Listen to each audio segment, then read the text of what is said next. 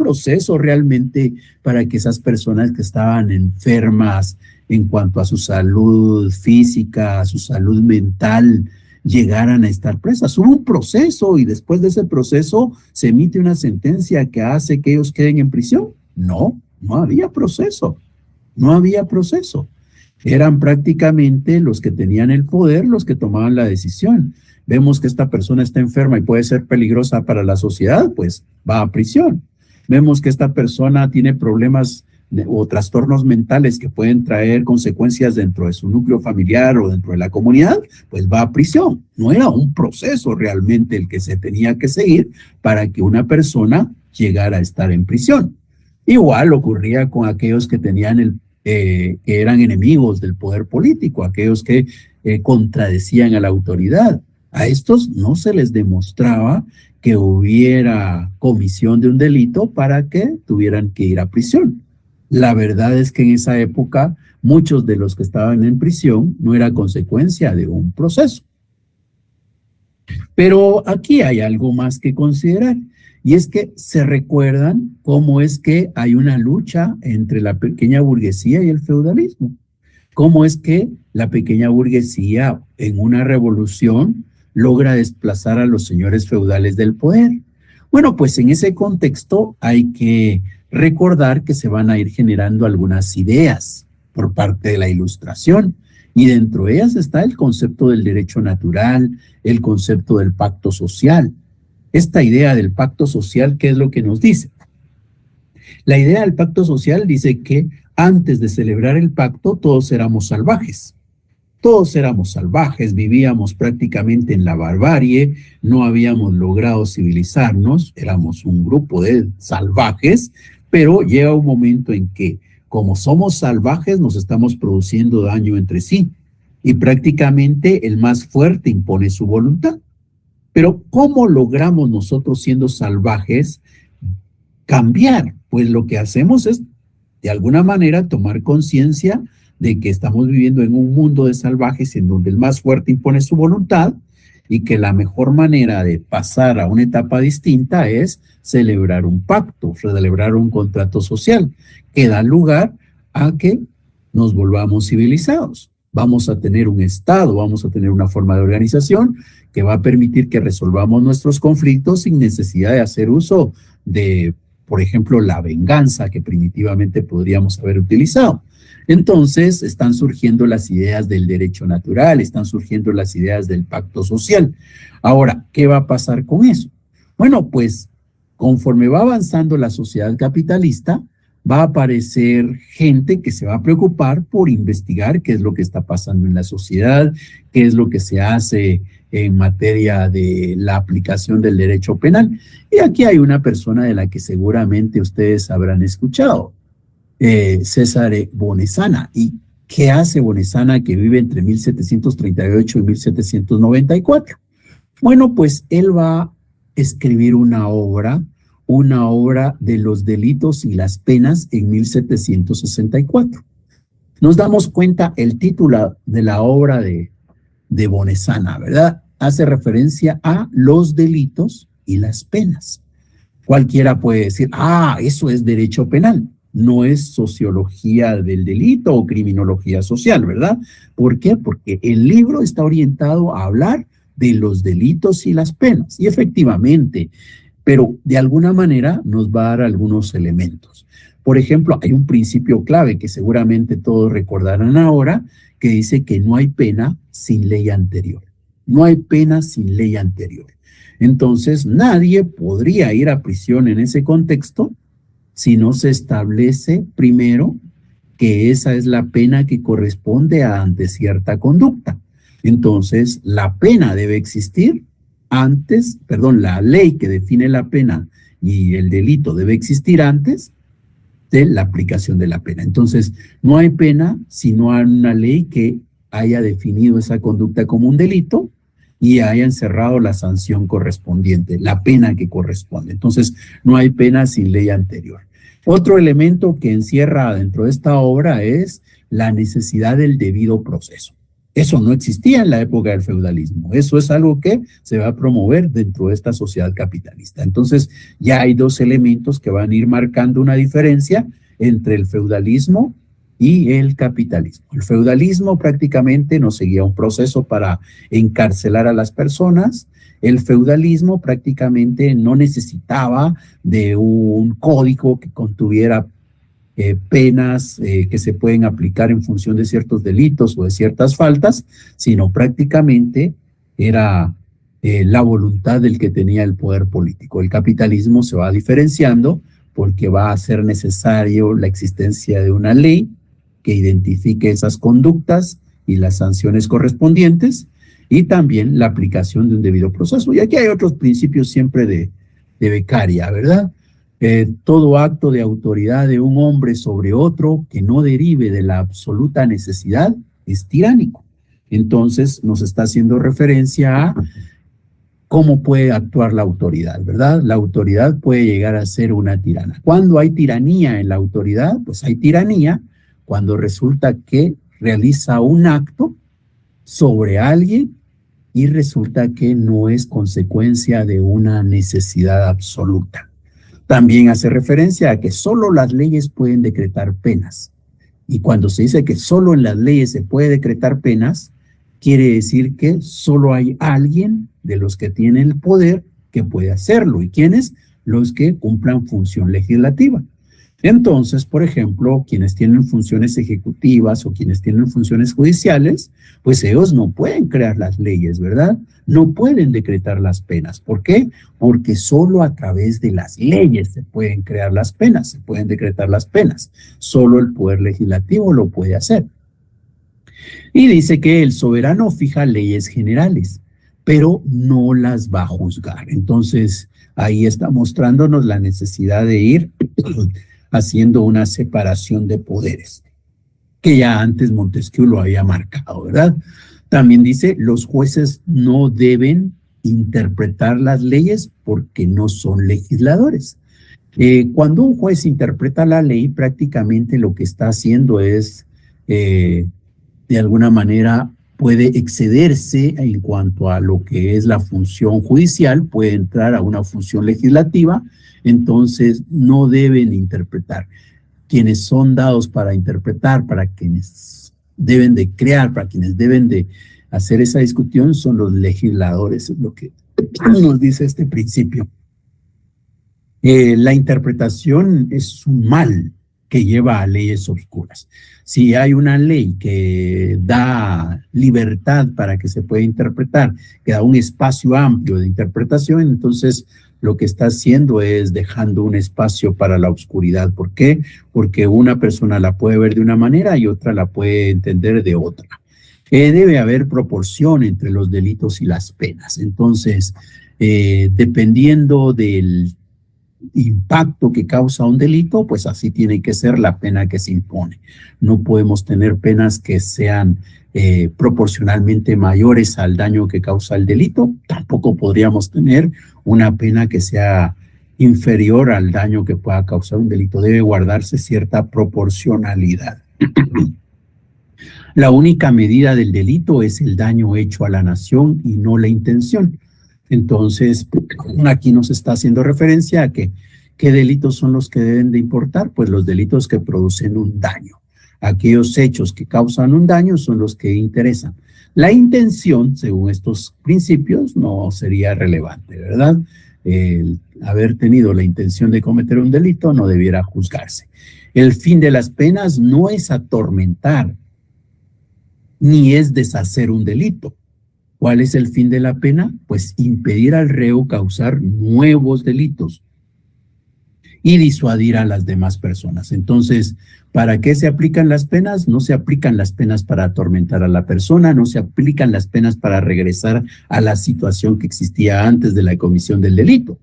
¿Ya? La aplicación de una pena no va a permitirnos regresar a la situación que había antes del delito. Pero ¿qué es lo que va a impedir?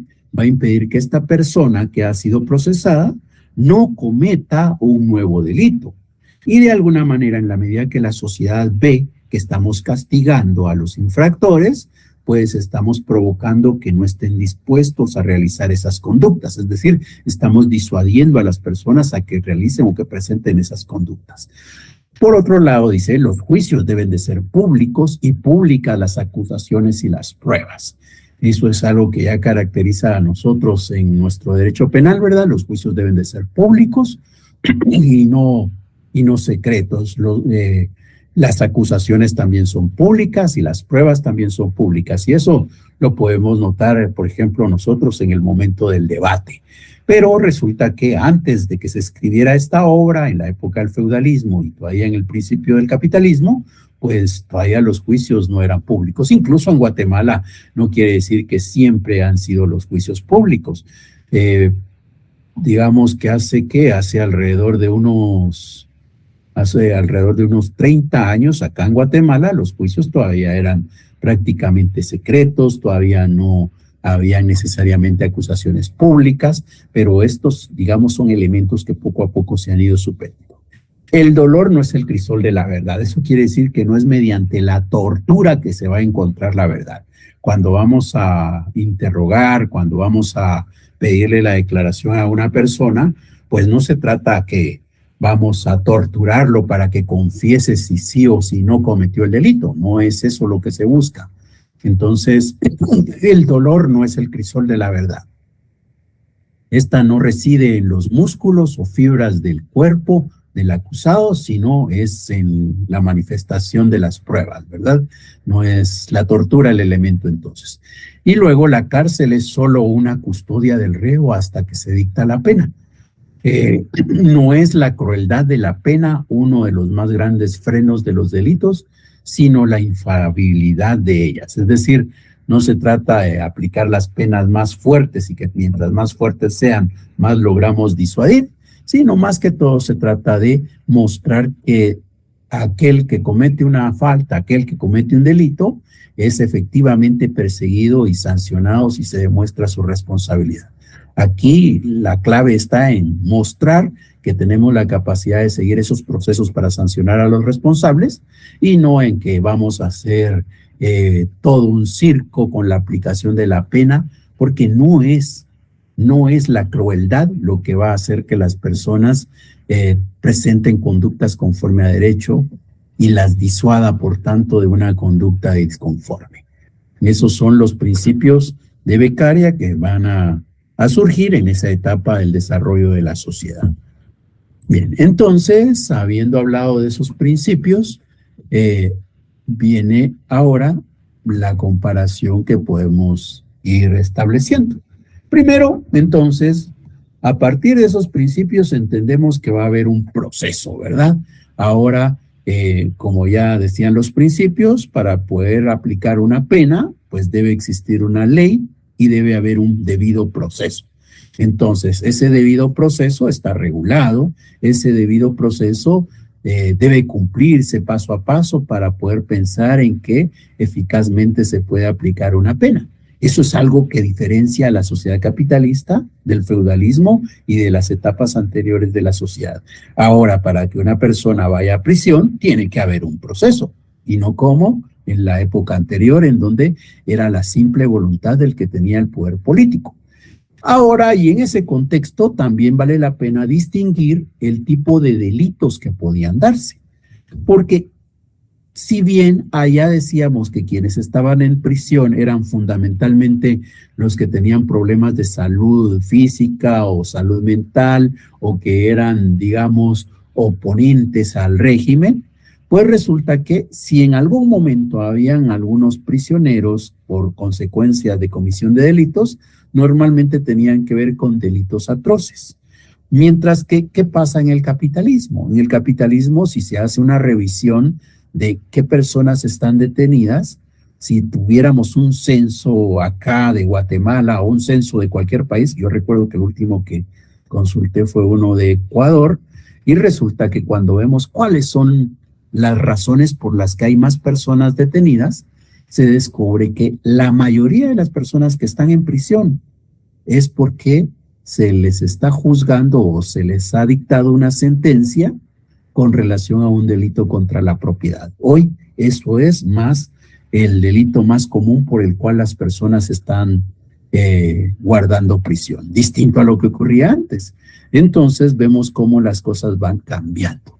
Pero ¿eso qué nos muestra? Nos muestra que este sistema ha usado el derecho para moldear la conducta de las personas, ha usado el instrumento penal como una herramienta para que las personas presenten ciertas conductas y se alejen de aquellas conductas disconformes, de aquellas conductas que no son favorables para la sociedad, pero las conductas que más le preocupan son las conductas que tienen que ver con la propiedad.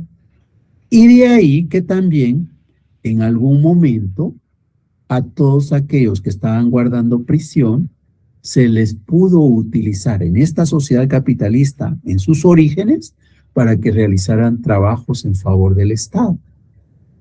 Entonces, por ejemplo, si revisamos la historia de Guatemala, que no es del todo tan ajustada a lo que estamos diciendo, pero nos permite identificar algunos ejemplos, resulta que por ahí se nos dice que la carretera del Atlántico fue construida con trabajo de las personas que estaban guardando prisión en Guatemala. Y eso era lo que existía de común al principio de esta sociedad capitalista. En principio de esta sociedad capitalista, los que estaban guardando prisión tenían que realizar trabajos forzosos, trabajos en favor del Estado.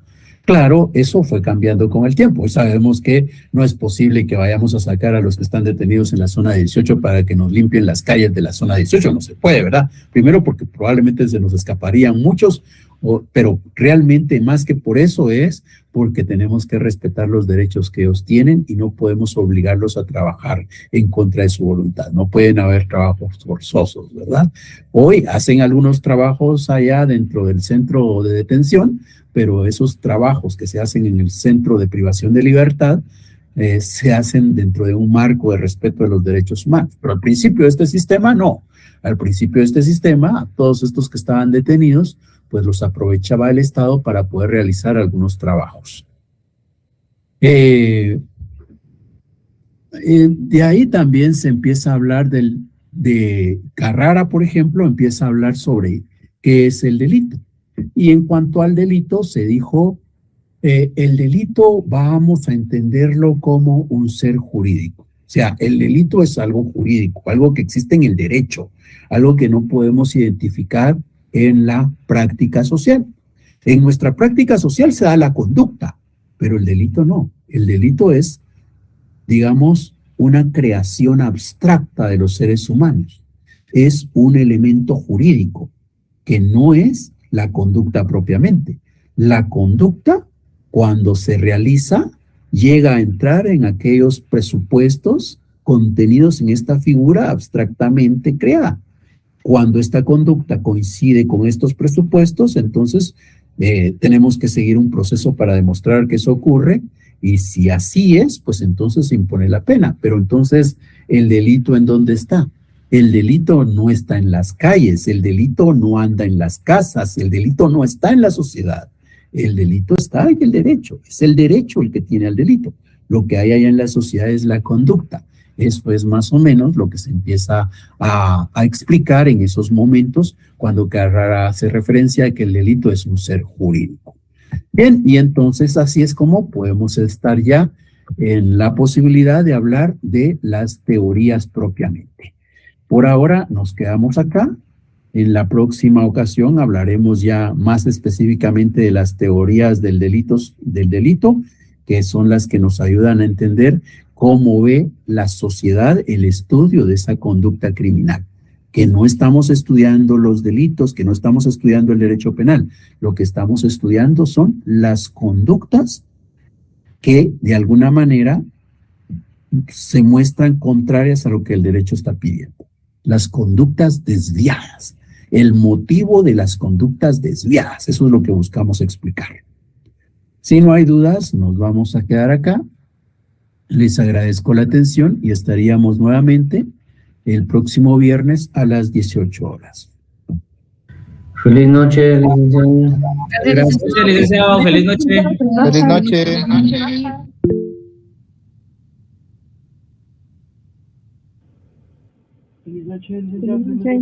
Igualmente. Feliz noche, licenciado. Igualmente.